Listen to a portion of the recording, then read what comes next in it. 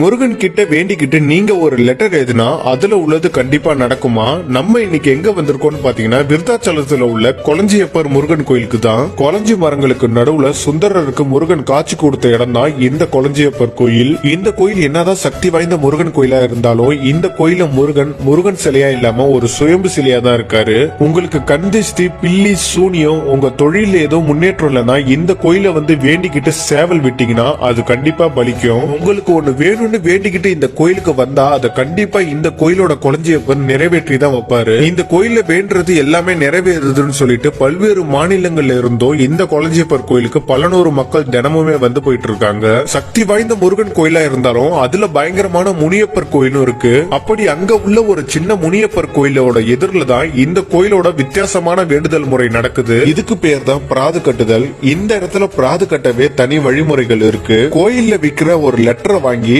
அதுல மணவாளநல்லூர் அருள்மிகு கொளஞ்சியப்பர் அவர்களுக்குன்னு தொடங்கி உங்க ஊர் அதுக்கப்புறம் உங்க கோரிக்கைகளை எழுதி முருகன் கிட்ட வச்சு படைச்சதுக்கு அப்புறம் இந்த இடத்துல வந்து பிராது கட்டணும். நீங்க அப்படி இந்த கோயில வந்து வேண்டிக்கிட்டு பிராது கட்டிட்டு போனா அது கொஞ்ச நாட்கள்லயே நடந்துரும். அப்படி அது நடந்த உடனே நீங்க அதை வாபஸ் வாங்கவே இந்த கோயிலுக்கு வந்து திருப்பி வேண்டணும். இந்த கோயில பிராது கட்டுறது அதுக்கப்புறம் அதை வாபஸ் வாங்கவே தனி கட்டணம் நிர்ணயிச்சிருக்காங்க. நீங்க இந்த கோயிலுக்கு வந்தா அங்க வளர்க்குற மயில் மற்றும் மான்களை பாருங்க, ரொம்ப அழகா இருக்கும். சின்ன பசங்க ரொம்ப என்ஜாய் பண்ணுவாங்க.